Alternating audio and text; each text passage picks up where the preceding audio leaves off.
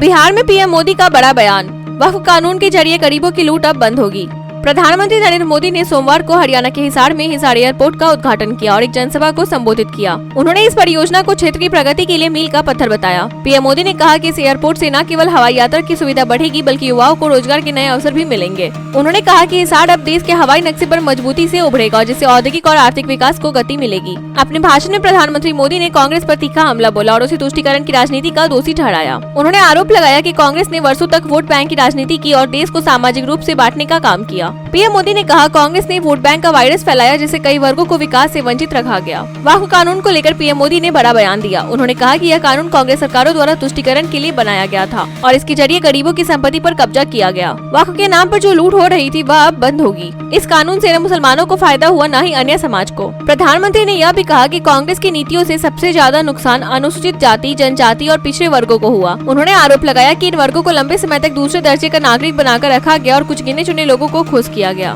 मोदी ने कहा कि उनकी सरकार सबका साथ सबका विकास के मंत्र पर काम कर रही है। उन्होंने दावा किया कि उनकी नीतियों का लाभ अब समाज के हर तबके तक पहुंच रहा है, चाहे वह ग्रामीण हो या शहरी, गरीब हो या किसान। अपने संबोधन के अंत में पीएम मोदी ने जनता से अपील की कि वे ऐसी राजनीति को नकारे जो सिर्फ वोटों के लिए समाज को बांटती है। उन्होंने कहा कि देश को एक ऐसे नेतृत्व की जरूरत है जिसके हित में कार्य करे और देश को एकजुट रखे। यह रैली न सिर्फ एक बड़ी विकास परियोजना की शुरुआत थी बल्कि बदलते राजनीतिक परिदृश्य का संकेत भी मानी जा रही है, खासकर 2024 के बाद के भारत में।